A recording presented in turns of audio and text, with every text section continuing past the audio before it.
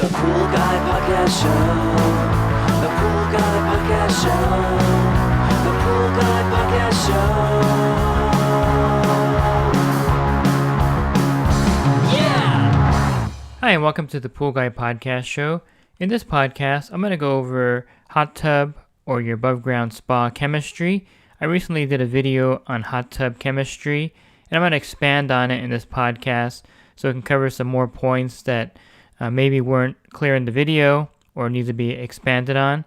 And if you have a hot tub or a spa, this podcast is definitely for you. And of course, if you service customers that have an above ground fiberglass hot tub, this would be a great way to kind of get a crash course on the chemistry. This episode of the Pool Guy Podcast Show is brought to you by Jabra. Jabra is your business's command center. The easy-to-use app powers your sales, operations, and customer service all in one place. Go check them out at getjabra.com/IM/pool to receive 20% off your first 6 months. So a hot tub is a great way to have a relaxing experience in your backyard without a full investment in an in-ground pool and spa.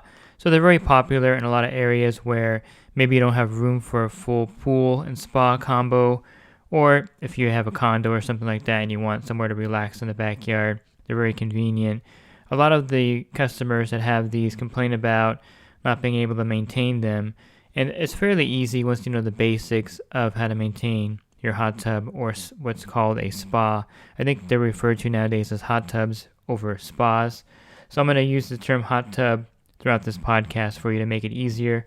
The first thing you need to know is that it's a very small body of water, and so the chemistry, although it's basic, you can overdo it very easily with such a small body of water. So for instance, most hot tubs are 250 gallons to 400 gallons of water, which compared to a 20,000 gallon pool is really a small amount of water.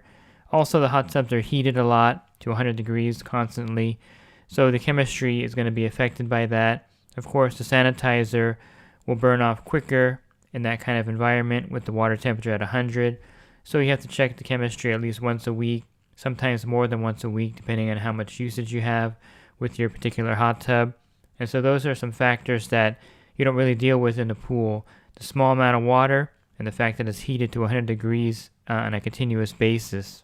And so how do you find out the amount of water in a hot tub? If you're doing service on a hot tub as part of your business, the easiest way to do this is to get the spa model number. Let's say you're doing a Sundance spa, get the model number, go online and look for that model, or if you can't find it, call the manufacturer and ask them how many gallons are in the spa. They're hard to measure because they have indented seats, so they're all a little bit different. You could do like a simple calculation they would use to calculate the gallons in a pool. However, because of the odd shape of the seats and everything, you can't get an approximate number in most cases unless you actually know the model number and you can see how many gallons are in there. So for me, I just go online when I get a spa or hot tub for service. I check the model number. I get pretty close to the spa that I'm servicing, and on the site it should tell you the amount of gallons are in the spa. Like for instance, in the video that was in the hot tub video that I filmed, it was a eco spa and it was 270 gallons. It was just pretty easy to find it online, and so now I know how many gallons are in the spa and how to calculate the chemistry. So one thing you're going to need is some kind of app that will tell you how much to add to your hot tub so that you can balance it. I find the poolcalculator.com app one of the better ones out there. The desktop version is free. You can also pay for the app that goes on your phone if you wanted to use it there, but it's very easy to use. You just plug in the amount of gallons of the hot tub, the water temperature, then you would plug in the numbers for the chemistry after you test it, and then you would put in where you want the chemistry to be at. For instance, if the chlorine's at 0 and you want it to be at 3 parts per million, you would enter those numbers into the app, and then it will tell you how much to add of your sanitizer, whether you're using chlorine, bromine, or dichlor in that nature.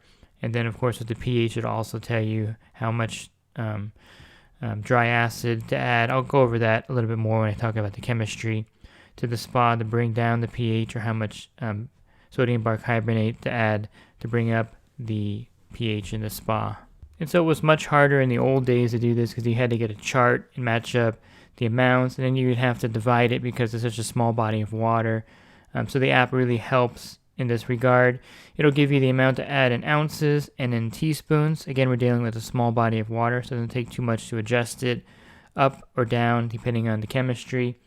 Also, a lot of the spas come with nowadays with a UV system or an ozone system, or maybe even a combination of both. And these are great ways to enhance the sanitizing of the spa. The reason why the spas come with these now is mainly because if you put too much of the bromine or chlorine in the spa, you're going to get that odor because it's covered with a lid, and the odor is not pleasant. So manufacturers realize that nobody wants to use a spa that really smells like chemicals. So a way to get around that is to have alternate ways to enhance the sanitizer in the spa, so you can use less of the chlorine or bromine in the spa. So UV systems are very popular. It's basically just a light. When the water passes through this light, the water is going to be moving at a slower speed, similar to if you had it on your pool. And on a low speed, as the water passes through this light, it's a UV spectrum of 254 nm. As this light hits the water, just imagine like a light bulb, maybe like a blue light, and then the water passing over the tube that is protected in. And as this water is passing over it, the light is exposed to the light, the UV light, and this really damages or rearranges the DNA of microorganisms, algae, bacteria, and viruses, and it destroys them. So it's highly effective, and this means you can keep your chlorine or bromine level at 1 parts per million in the case where you have a spa with a UV system, because it's acting as the UV system is acting as an enhancer to the sanitizer you put in there, so you don't really need it at 3 or 4 or 5 parts per million. And then a lot of spas will have an ozone system. A lot of pools have this nowadays also, and it's basically just adding more oxygen molecules to the water. So it's a controlled way to oxidize the water, and since the water is being heavily oxidized, it's going to cut down on the chloramines that will form in the water. It'll prevent algae, destroy microorganisms in the water. All these are the great benefits of ozone. And besides that, you can use a lot less sanitizer again in the spa or hot tub, and you can keep the chlorine or bromine level at 1 parts per million with an ozone system running in your spa or hot tub. I keep saying spa. It's a habit because I call them spas, but I know nowadays they're known as hot tubs, so I'll have to break myself of that. So the ozone and the UV system are a great way to enhance the sanitation of the spa. You may be able to add one aftermarket if you already have an older hot tub, and you can add the ozone or the UV to it, depending on which model you have, if you can add it or not, if there's an add-on area to it. If you don't have the ability to add the ozone or UV, you can use a mineral sanitizer also, like the Spa RX or the Frog system. And this uses a chelated copper mineral that will help enhance the sanitation of the spa also, in a similar way as the UV would do it, but it's just a mineral that you put in your spa.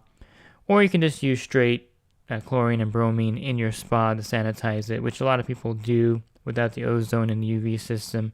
So let's talk about the sanitizers you can use in your spa. And you want to use either or, chlorine or bromine. You don't want to mix chlorine with bromine. So if you're using the bromine tablets, you don't want to add liquid chlorine to your hot tub if you're using bromine tablets in there. If your bromine level zeroes out in your hot tub, you want to use granular bromine, and there's different packagings of those you can buy, but it's basically the bromine in a granular form, and this will give you a bromine bank and bring up the sanitizer level so that the tablets can actually work. Since the bromine tablets are slow dissolving, if the level gets to 0 in your spa, they don't activate quickly enough to bring up the bromine level in your spa, so you're going to need to add something to bring it up. What I like to do is I crush the tablets myself into a fine powder, and then I put them in the spa, and that acts as that helps bring up the bromine level to the right level, and then the tablets will take over, and they'll effectively keep the bromine level at the 3 parts per million level in your hot tub. So you can either buy the granular bromine, or you can break tablets up, which is what I do. And make sure you break them up really fine into a powder. You don't want any clumps of the bromine tablets sitting on the surface because it could bleach out certain types of spa surfaces. And if you're using chlorine, of course, to sanitize your hot tub, you don't want to use bromine tablets in there or use any kind of bromine product. Just stick with the liquid chlorine. And I think liquid chlorine is a great sanitizer because a little bit goes a long way. So for instance, if your spa is at 0 and it's like 300 gallons of water, you just need about 2 tablespoons or 6 teaspoons of liquid chlorine to bring it up from 0 to 3 parts per million. So that's a very small amount of liquid chlorine in your spa to bring the level up to the appropriate sanitizer level. And so the proper level of chlorine or bromine in your hot tub should be between 2 and 4 parts per million, with a maximum of 5 parts per million and a minimum of 1 part per million. So if it's below 1, you could have viruses, bacteria, or other organic contaminants make your hot tub unhealthy to use. The water will become cloudy, and you'll have poor water quality with improper sanitizer levels in your hot tub. So let's switch over to pH right now. And I did mention draining the spa right there in my little ad there. And I have another video where I go over draining the spa. For me, I think the best way to drain the spa is with a sump pump, submersible pump, or utility pump.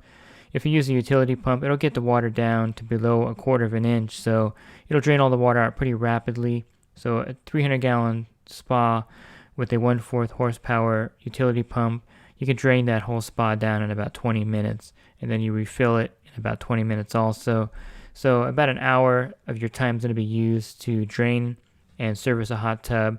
And you would charge either a flat fee or your hourly rate depending on how you have your service business set up. So typically I charge about $120 to drain and refill a spa with the submersible pump. Typically I have a service account at that time, and so while I'm draining the hot tub down, I'm actually servicing the pool at the same time, so I'm not just standing there for 40 minutes while it drains and refills. So let me touch on the pH in the spa. So if the pH is too high, you can lower it down with any of these products that say pH down or alkalinity down. Typically it's sodium bisulfate, which in our industry, the pool industry, is known as dry acid. You can buy pure dry acid. Of course, it'll have the same ingredient, sodium bisulfate. It may be even cheaper to buy a 5-pound bucket of dry acid versus buying, a small 12-ounce or 20-ounce bottle of spa pH down.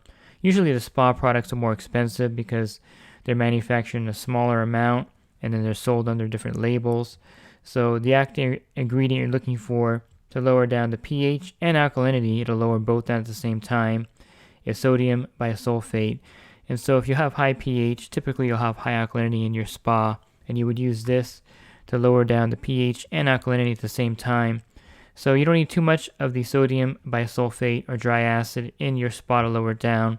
To lower the pH by 1, so if it's at 8.4, you want to get to 7.4, you're only going to need about 6 teaspoons of this to lower it down. It's really powerful and acts really powerfully in a small body of water like a 300-gallon hot tub. So keep that in mind when you're using the dry acid or sodium bisulfate. You don't want to overdo it because then your pH will get down really low and it'll become hazardous to the spa equipment.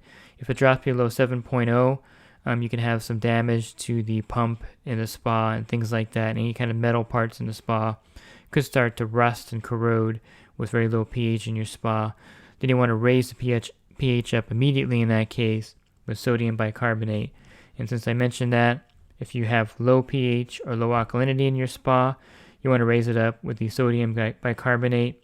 It's labeled under spa pH up or spa alkalinity up or pH up. You can actually just use a bag of Arm & Hammer baking soda. You can buy a 5-pound bag at Costco or Walmart, or a 12-pound bag, and use that to raise up your spa's alkalinity and pH. And again, a little bit goes a long way. You just need teaspoons of the sodium bicarbonate to raise up the pH and alkalinity in your hot tub. And the ideal range for pH should be 7.4 to 7.6. And most people say no higher than 7.8, but you can go to 8.0 in some cases and then lower it down if you need to. The minimum is 7.2, and again, I wouldn't drop it below that because then the metal in the spa may start to rust or corrode.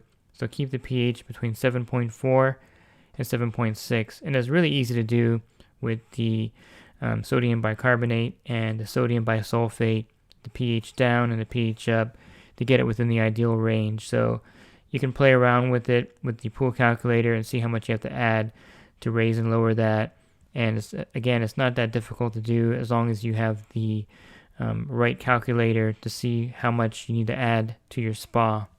The next thing you want to test is for calcium hardness. And typically the calcium hardness is going to be what your fill water calcium level is. In my area, we use well water, so the calcium hardness is typically very high. But if you're filling your spa up after draining it, in my area, it's usually around 150 or 200. And if you have an area where you have really low calcium in your water, which is possible in certain areas of the country, then you have to add calcium chloride to bring up the calcium hardness level in your spa. So either you have high calcium or low calcium, depending on your water. The only way to lower the calcium hardness is to drain the spa down and refill it. And it's pretty easy to do, like I mentioned earlier. If you want to raise it, you'd use the calcium chloride to raise it up. And again, small amounts of that will raise it up. The calcium hardness in a hot tub should be between 150 and 250, with a max of 250 and a minimum of 150. So those are the ideal levels of calcium hardness. Now, how do you do all these tests in your hot tub? You need a good tester. So you can use test strips, of course, but those will just give you a range of your chemistry, and you have to kind of guess if it's actually 7.8, 8.0, and then when you adjust the chemistry, you have to guess again if it's 7.2 or 7.4. So those aren't typically ideal for a hot tub. They're good to get an idea of if you have sanitizer and where the pH is, and it won't give you the exact alkalinity either. So it's just a color swab, and you're going to have to kind of match it up with your eye.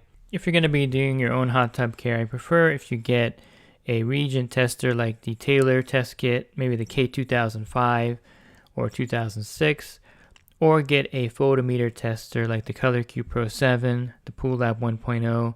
The one I use in the video I really like. It's the iDip. It's a little bit expensive, a little more expensive than the Color Cube Pro 7 and the Pool Lab, but I really like the tester. It's a great way to test your water. It's a photometer, and these will give you exact readouts of the pH, alkalinity, and also the sanitizer you're using, either chlorine or bromine. So definitely think about getting a photometer. You can spend about $150 to $200 on it, but once you buy the tester, you're going to really utilize it testing your spa or hot tub water, and you're going to really enjoy doing the water testing because it'll give you a digital readout of what your actual levels are at in your hot tub, and it'll be easy to plug those right into the poolcalculator.com and then get the amount to add to your spa to bring the chemistry in balance.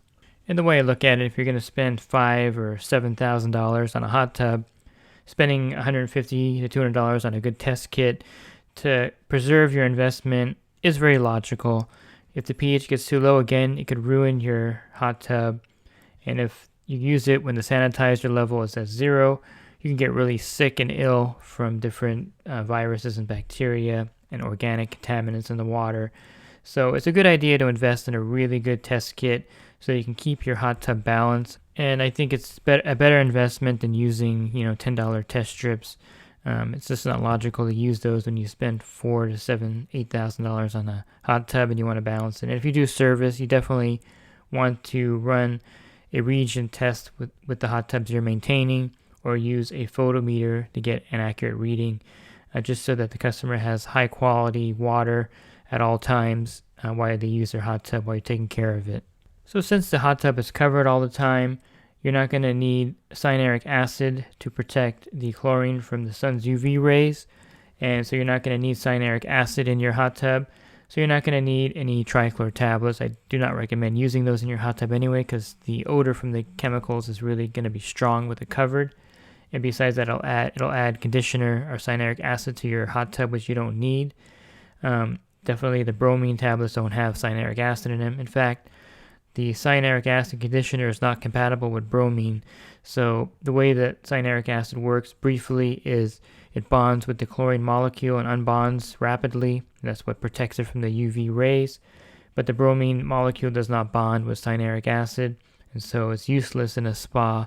So you wouldn't put cyanuric acid in your spa, and you wouldn't test for it because there shouldn't be any of it in the spa, so you don't need to test for cyanuric acid. Basically, you're testing for free chlorine or bromine, pH, total alkalinity, and the calcium hardness. And do you need enhancers and different things in your spa? Typically not. All you need is a good sanitizer, or if your spa has a UV or ozone, that would be ideal. So, and then when to drain your spa, I'll probably cover that on a separate podcast for you, so you kind of know when to drain your spa, and also how to drain, the best way to drain the spa. And again, I'll do that in a separate podcast for you. But I just wanted to give you the basic chemistry so that you can maintain your hot tub on your own. Or if you do pool service, it's not going to be like something that's foreign to you when you get there and the customer asks you if you can maintain their hot tub for them also. You would, of course, charge for that if it's separate from the pool, and then you would give them a price on that, and then you would maintain it, and you would tell them you would test it every week, and you would maintain it with either chlorine or bromine, and you would use a high-quality tester to make sure that the water is safe for them. But I just wanted to touch on the chemistry because I get a lot of questions about hot tub chemistry, and I hope this podcast helped to clarify a lot of things in that regard. If you want to read more about hot tub care, you can go to my website, swimmingpoollearning.com. Just click on the Pool Care 101 tab, scroll down the hot tub. I have the video that I mentioned there for you, as well as the write-up. I have the chemistry levels there, the link to the poolcalculator.com to download the app or bookmark it on your desktop. And I have a write-up that I have that kind of goes with this podcast here to further help you. Again, that's at swimmingpoollearning.com under the Pool Care 101 tab. And then you have the hot tub care, and you can read more about the sanitizers and UV and ozone there. If you do service for a living and you need help, more one-on-one help with your business, or if you have problems out in the field, definitely think about the coaching program. For $10 a month, you can text me, and for $20 a month, you can call me. And there's also a lot of great group benefits for being part of the group, including a group meet chat, as well as great discounts on services and other things for and other products for manufacturers. You can learn more about that at poolguidecoaching.com. Thanks for listening to this podcast. Have a great week, and God bless. InyoPools.com has been helping pool owners find the right pool parts since 2001. With over 50,000 pool parts in stock, order online today and have the parts delivered right to your door. Jabra is your business's command center. The easy-to-use app powers your sales, operations, and customer service all in one place. Check the description below to save 20% off your first 6 months.